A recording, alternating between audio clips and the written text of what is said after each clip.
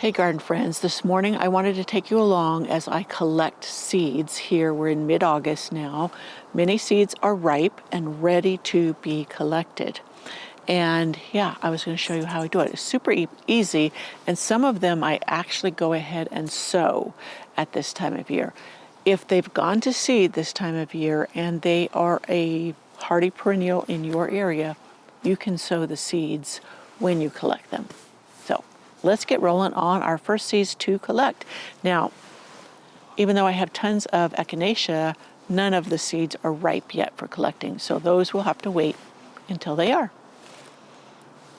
And many will, so that'll be like something for September or even in October when I collect the seeds of those.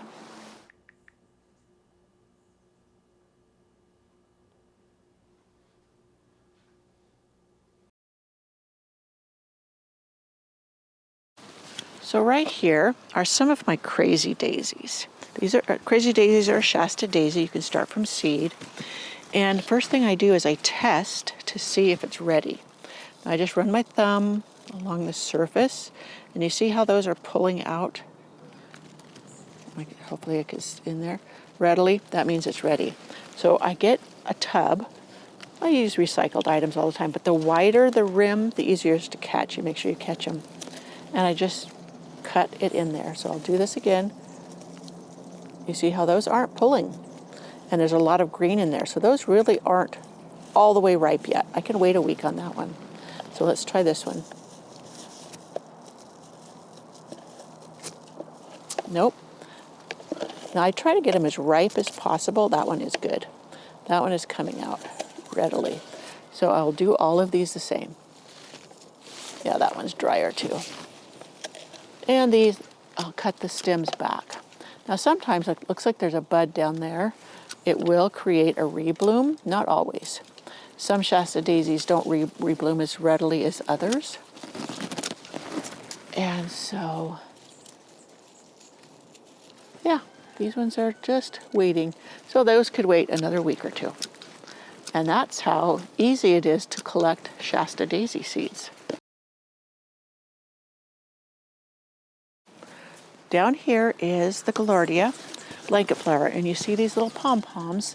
These are what are going to turn into seeds. So we have to look through for ones that are dried. And down here you'll see that this one is very dry. And I'll pop it in there. Now, these things, when they're dried, they get very prickly. So normally if I'm going to handle the seed heads, I would make sure I had gloves on. So down here is another one that's very dried, and I will just pop it off that way. Some of them look like they're semi-dried. You do the same thumb trick. Yes, that one is dried. And that is how you do Galardias. Now, that is how you collect seeds of the Galardia or blanket flower. And know that if you just go in here and deadhead too, you'll get more blooms, and they will.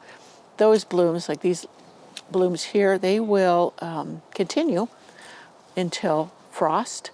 And if you want to wait to collect the seeds so that you can keep things blooming by deadheading these spent flower heads, then you can collect them later and even sow them later. You don't have to do it at this moment. You can just deadhead, get more blooms, and then let those blooms go to seed later in the season.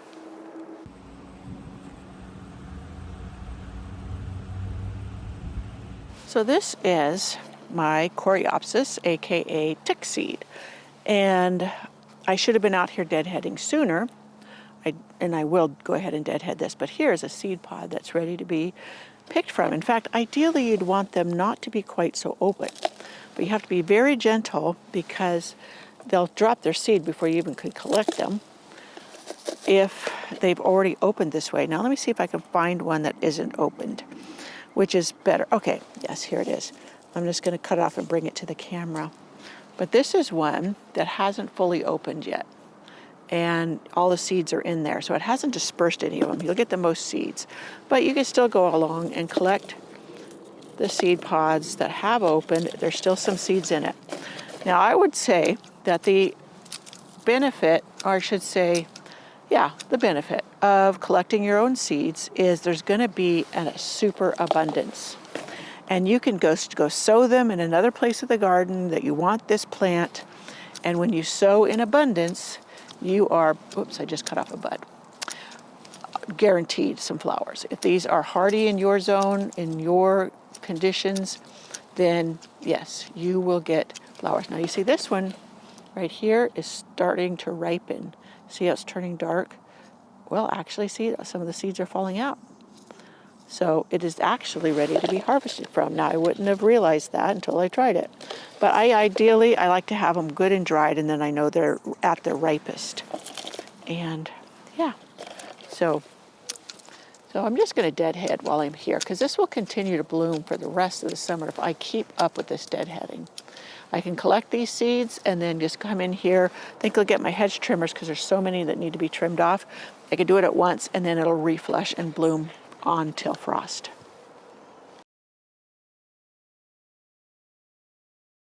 So this here, my friends, is the seed pod or head of Sweet Williams. And you can see on the leaf below here, I do believe, the seeds have already started falling out. So I'm a little late in getting to this, but there's still plenty in there. You'll notice I have all the seeds I've been collecting in here because I've been too lazy to run and dump them out separately. But that's okay. You just would empty them out into another container. You could put them in a paper bag. You can put them in a plastic bag if you're very careful not to let them get mildewy and make sure they're dried. Paper is better, like paper envelopes. That way they won't collect moisture and then mildew. So there is the Sweet Williams. And I could throw a bunch more of these in this bed here right now, and they would go ahead and germinate.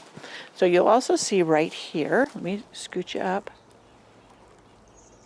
is the foxglove. This is a creamy color. Now this has been going to seed for a while. It starts at the bottom where they ripen, just like it starts blooming at the bottom. But I left it here because I wanted to sow it when I collected the seeds right back there. And I haven't cleared that spot out yet. And all I'll do is cut the stalk, take the whole stalk and just dump it upside down, and there'll be tons of seeds. But also I could collect seeds slowly or individually from each of these little pods if I so desired.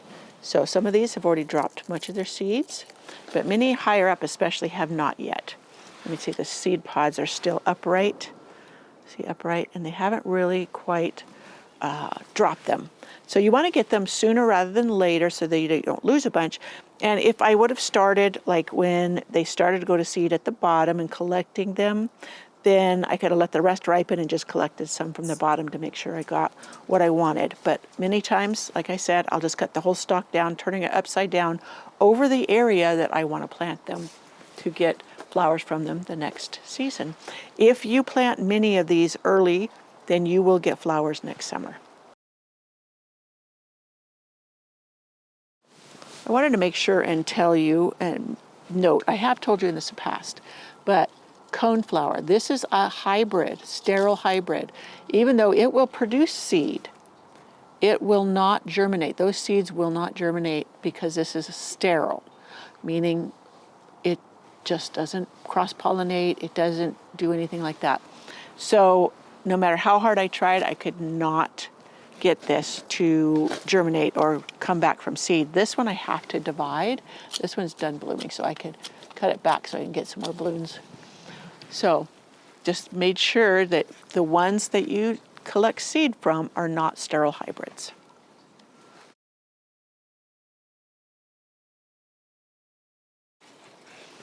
Now this here is Aqualia or Columbine, and you see these seeds pods? Now this has been gone to seed for quite a while, and some may have dropped, but that's okay. I can still collect these individually, like plopping them into here. But this one, I know where I want to plant it to get more seeds. Now I know this plant's going to come back fine here, and or seeds have already fallen. So I'm going to share with you, see if I can do this delicately because I don't have a camera person. But I'm going to collect up a wad, cut it. So I have tons of seeds. I also have some feverfew here. The feverfew can go too. I can always pull it up later. I don't want to disturb my seeds here. I'm going to walk over to the other area that I want this. So this here is a new area I'm putting in. Now I have some mahogany splendor. This is hibiscus. It's not grown for flower, but for the foliage. Yes, so over here I wanted, there's some phlox, something that blooms earlier. And that would be the columbine. Now this is the pretty blue columbine. Make sure that I'm in the camera there. Yeah. And I'm just going to shake the seeds over here. Now this blooms earlier. So I'm going to get early blooming flowers in this area. I have the phlox here in this area. I have some Coropsis down here. And I have some dahlias planted in here that I just plopped them in here because I didn't have anywhere else to put them. So now this area will have the earlier blooming flowers. I just noticed this is my Russian sage. It's supposed to be a shorter growing one, so it doesn't get real tall. Isn't that a pretty color? But that also blooms later for me. Now this is kind of shady here in the morning, and in the afternoon it gets a lot of sun. But the columbine will be a blue, beautiful blue. It's a blue columbine. And across the pathway, which I can slowly move you there. I don't like making you sick by quickly turning. This is the pathway beside Primrose Cottage. But right over here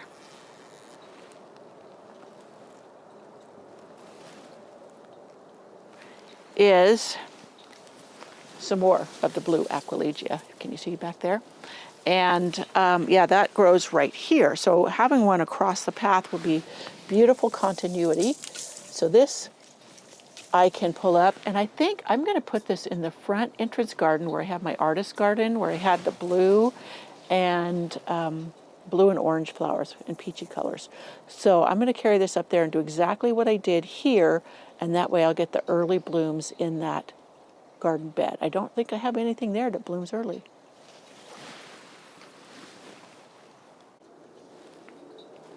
So here is a foxglove. This is a pretty fuchsia colored one. In fact, here's some blooms down below. Maybe I can see this one. It's fading, but there's some shoots that came out from below. Here is a piece of a rose that needs to be on the trellis. I got the material to make the trellis. I just got to get to that. But, so here, I'm going to cut the entire stalk because I want some of these foxgloves in the secret cottage garden. And I am going to walk it out there to shake in place. I'm very gentle, so I don't want to drop any.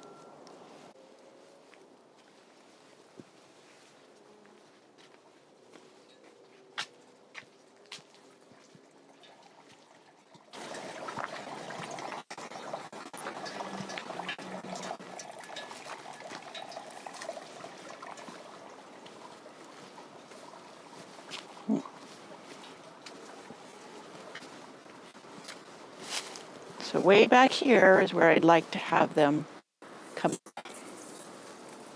So I just shake it all around in here, and then I just cut it into pieces and let it fall to the ground. I'm all into sheet composting here. That's where it composts in place. And it won't hurt anything that's back here for those to come up. I do have a crepe myrtle that's coming along and some daisies, but by the time those really get going, it'll be time to cut back the foxgloves. So they will do great together.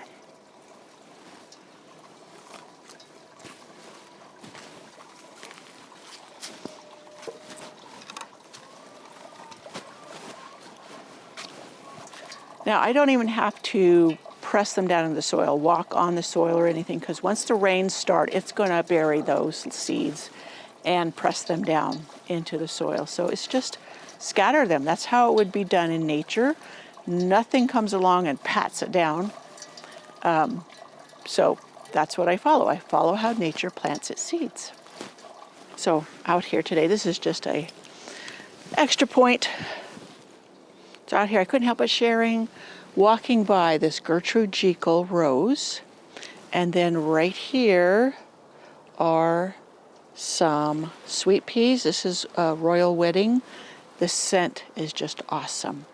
I love when you can just walk by in the garden and you stop in your tracks because of the lovely sweet scent. And the combination of these two together, perfect. And I just planted these sweet peas seeds at the base of this rose to climb up and have an extra element here. And they are doing just beautiful. They've been blooming for weeks. I just deadhead, and yeah, I love it.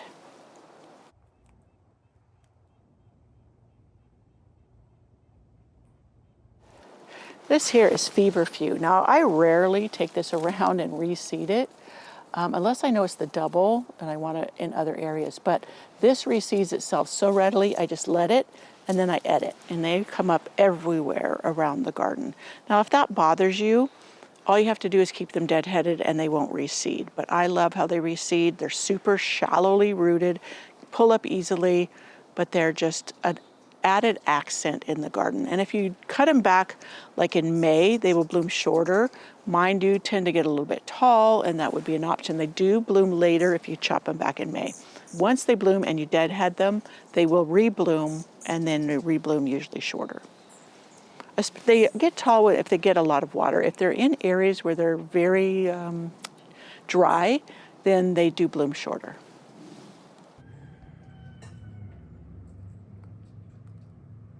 So this, my friends, is rose campion. It also reseeds itself readily. And yeah, let me open up one of these. This is just the seed pod here. And you'll see all the seeds inside. See all those black seeds? Try to hold my thing. But see this little black seeds? I can't see if my hand's in the camera, I got glare, but anyways, tons of seeds, and you can spread these wherever you want. They will just come up, and they're easily recognized because of their foliage. It's kind of a gray-green, and they pull up real easy if they come up in areas you don't want, but it's a perfect plant, bright fuchsia flowers. And if I had deadheaded this, I could have had a reflush of blooms, but I wanted to collect seeds from this particular specimen. So I let it go to seed.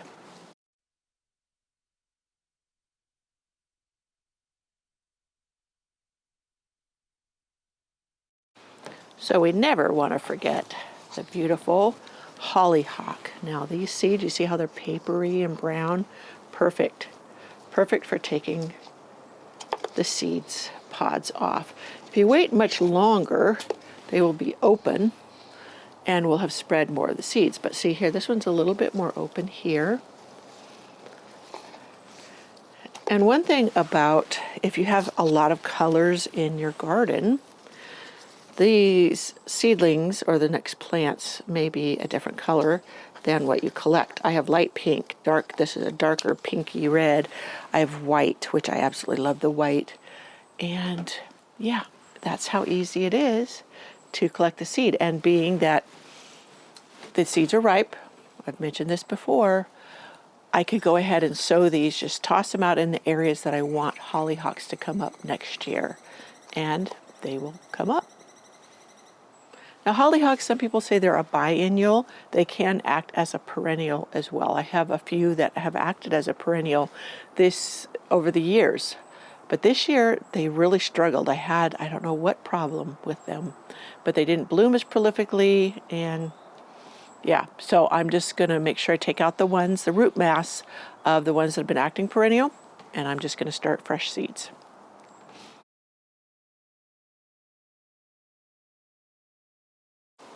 Now here is the Jupiter's beard.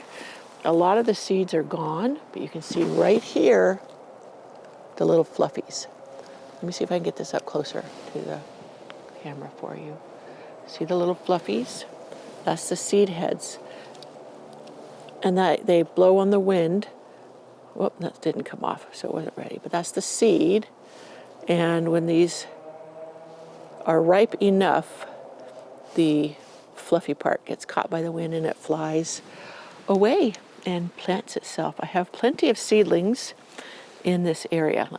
And you can see we're right just 2 feet away from that other plant. And here's a seedling that came up that I will transplant somewhere else. But so it reseeds readily. This is the alba, the white. You can see the white flowers right there. And I have the red as well. I started with the red, then I wanted the white. And yeah, does gorgeous. So this is a stalk from one of my delphiniums. Now, sorry, I'm not in the camera, but I wanted you to be able to see this. And hopefully it's, let me get out of it, because sometimes I want to focus on me and not on what I'm trying to portray. But see the seed pods here? They're dried up. Now these you would go along, cut them off, and yeah, see that? I mean, their seeds are so tiny. Now this is dirty because I just cut it off and dropped it to the ground hoping it would reseed. So that is how you would collect seeds from delphiniums. You could also, I had just turned it upside down and was doing this, but the dirt was falling. A lot of seeds. You could do that over a white piece of paper, and then you can see the tiny seeds. Now, throughout this, I was portraying seeds or plants that have gone to seed in my August garden. Now, every year is different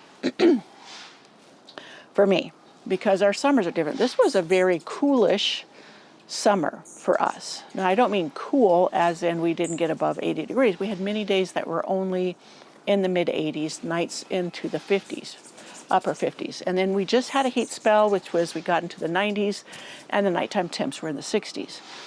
So, and now we're back to the nighttime temps of the 50s, and we're having 80-degree temperatures, which I know for a lot of people, that is a very mild, cool summer.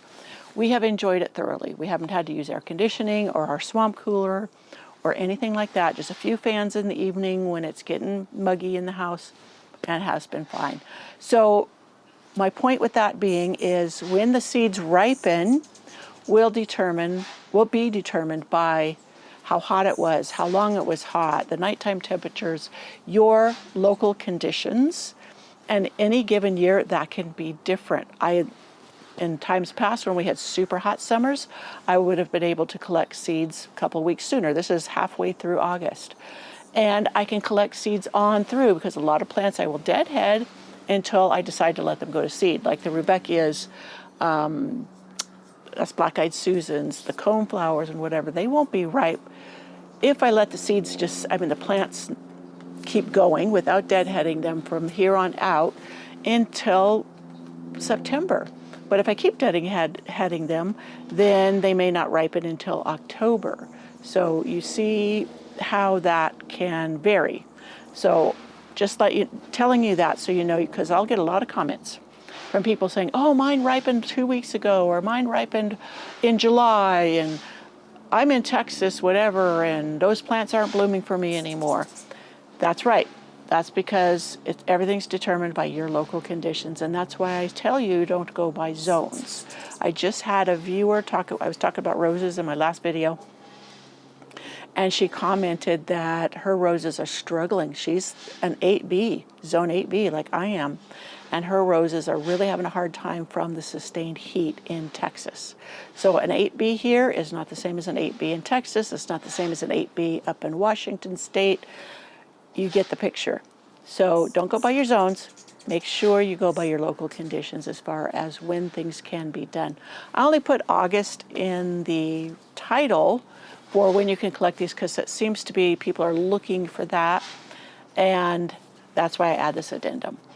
And yeah, so this was seeds I collect in August in my cottage garden. These are perennial seeds.